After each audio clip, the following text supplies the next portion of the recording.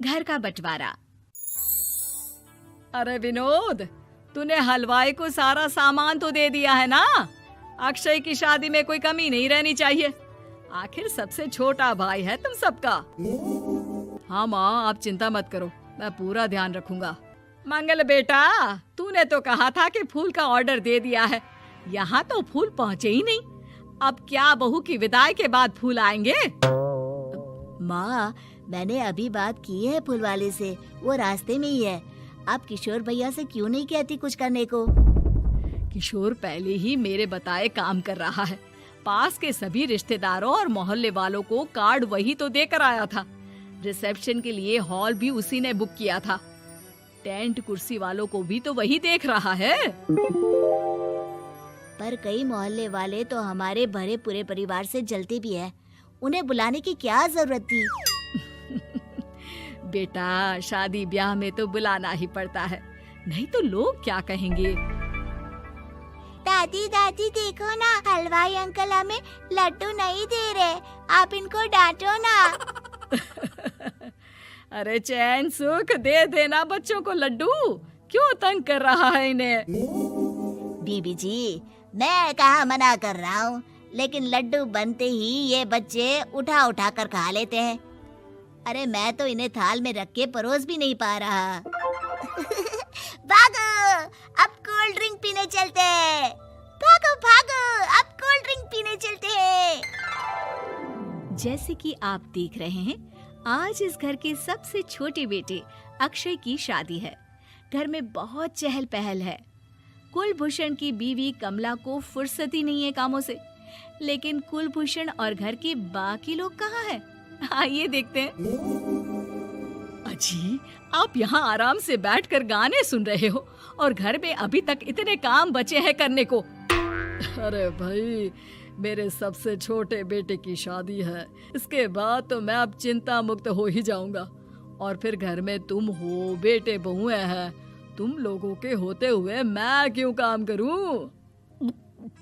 मैं तो शान से बेटे की शादी में जाऊंगा तैयार होकर। अरे ठीक है, अब आप आराम ही कीजिए। एक बार अभिषेक की बीवी आ जाए, फिर मैं भी आराम करूंगी और मेरी चारों बहुएं पूरे घर की जिम्मेदारियां संभाल लेगी। इतना कहकर कमला वापस अपने काम में लग जाती है। बेटा भी, तू अब तक तैयार नहीं हुआ? किससे बात कर रहा है फोन पर? तैयार कैसे हूँ? सैलून जाने से तो आपने मना किया है, क्योंकि मुझे हल्दी लग चुकी है। भाभीयों को देखो, सुबह से पार्लर में है। अक्षय की शादी हो जाती है और नंदिता बहू बनकर घर आ जाती है, लेकिन इस घर की खुशियों को मानो किसी की नजर लग गई थी। नंदिता के आने के बाद आए दिन घर की शांति भंग होती रहती। अपने माँ बाप की इकलौती बेटी को इतने बड़े परिवार की जिम्मेदारियां कहाँ संभालनी थी।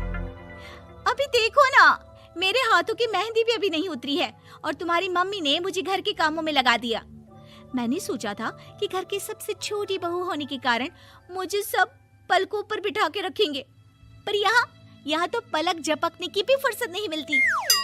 देखो नंदू, शादी के पहले ही मेरे घर वालों ने तुम्हें और तुम्हारे पेरेंट्स को बता दिया था कि मैं जॉइंट फैमिली में रहता हूँ, तो फिर अब ये शिकायत क्यों? और फिर तुमसे पहले मेरी भाभियां भी तो आई थी शादी करके, उन्होंने तो कभी कुछ नहीं कहा। नंदिता तब तो चुप हो जाती है, लेकिन ऐसा बहुत दिनों तक नहीं चलता। अरे नंदिता, माँ बाबूजी की दवाई का टाइम हो गया है, उन्हें दवाई दे आओ और उसके बाद सबके लिए नाश्ता बना देना। पर भाभी, मैं तो अभी अपना फेवरेट सीरियल देख रही हूँ। प्लीज मेरी जगह आप कर लो ना ये काम। ठीक है, मैं तेरी जगह माँ बाबूजी को दवाई दे आती हूँ और नाश्ता बना लेती हूँ। तू मेरी जगह पूरे घर की डस्टिंग करके 5 बच्चों को स्कूल के लिए तैयार करके भेज देना और दोपहर का खाना बनाने के बाद कपड़े धोकर सुखा देना। उसके बाद हम दोनों मिलकर बाजार जाकर सब्जी ले आएंगे, फिर डिनर की तैयारी कर लेंगे और उसके बाद बस भाभी, मैं माँ बाबूजी को दवाई देकर सबके लिए नाश्ता बना देती हूँ। हे भगवान, ये कहाँ लाकर फंसा दिया मुझे। मेरे घर में तो गिनती की 8 रोटियां और 2 सब्जी बनती थी और नाश्ता निपट जाता था। यहाँ तो रोटियों का ढेर और सब्जियाँ बड़े बड़े पतीलों में बनानी पड़ती है। नाश्ता बनते बनते लंच का टाइम हो जाता है और लंच बनते बनते डिनर का। अभी मुझ में तुम्हारे पूरे परिवार का नखरा उठाने की और ताकत नहीं बची। मैं ऐसे नहीं रह सकती। अरे तो क्या चाहती हो तुम? मुझे अलग रहना है बस। तो ठीक है, हम कल ही शिफ्ट हो जाएंगे किराए के घर में। इतना बड़ा घर होते हुए हम किराए पे क्यों रहेंगे? ना जी ना, घर में ही दीवार खड़ी करो अपने हिस्से के आगे। घर के साथ साथ घर की खुशियों में भी दीवार खींच जाती है। ऐसे ही कई महीने बीत जाते हैं और नंदिता माँ बन जाती है। बच्चे के आने से अभिषेक के कंधों पर खर्चों का बोझ आ पड़ता है। अभिषेक का बोझ कम करने के लिए नंदिता भी पार्ट टाइम जॉब कर लेती है, लेकिन इससे उसके सर पर नौकरी, घर और बच्चे की जिम्मेदारी बढ़ जाती है। नंदिता, ये क्या है? तुमने घर भी ठीक से साफ नहीं किया, ना ही मेरे कपड़े धुले हैं। चिंटू के बाल भी कटवाने जाना था, देखो उसके बाल कितने बढ़ गए हैं। अरे करती क्या हो पूरा दिन तुम? मैं करती क्या हूँ? तुम्हारा नाश्ता और लंच बनाने के बाद चिंटू को डे केयर सेंटर पर छोड़कर आती हूँ, फिर खुद ऑफिस जाती हूँ। पूरा दिन काम करके आने के बाद बिना आराम किए बाजार से सब्जियाँ लेकर आती हूँ, घर आकर खाना बनाती हूँ, चिंटू को देखती हूँ और क्या करूँ मैं? तो किसने कहा था अपने सर पर इतने काम लेने को? मत जाओ ऑफिस। ऑफिस जाए बिना घर के खर्चे कहाँ से पूरे होंगे? चिंटू की डे केयर का खर्च, उसके लिए बेबी फूड का खर्च, प्रेस वाले का खर्च, ये सब तुम्हारी सैलरी से होता नहीं है। अगर परिवार से अलग नहीं होती तो इतनी मुसीबतें नहीं उठानी पड़ती तुम्हें परिवार के साथ मिलकर काम करने में दिक्कत थी, लेकिन काम तो अब भी बहुत है तुम्हारे सर पर। चिंटू को भी डे केयर भेजने की जरूरत नहीं पड़ती। उसको गोद में खिलाने के लिए दादा दादी और घर के सभी बड़े होते। उसके साथ खेलने के लिए उसके भाई बहन भी होते।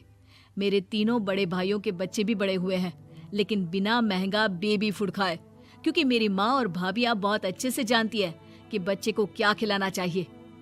बिजली के बिल जैसे खर्चे भी सब मिलकर बांट लेते थे।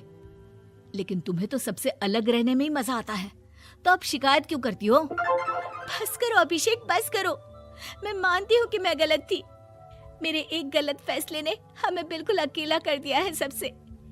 एक घर में होते हुए भी हम बाकी परिवार से अजनबियों की तरह रह रहे हैं। अभिषेक और नंदिता की सारी बातें घर के बाकी लोगों को सुनाई दे रही थी। तभी कमला बोल पड़ती है।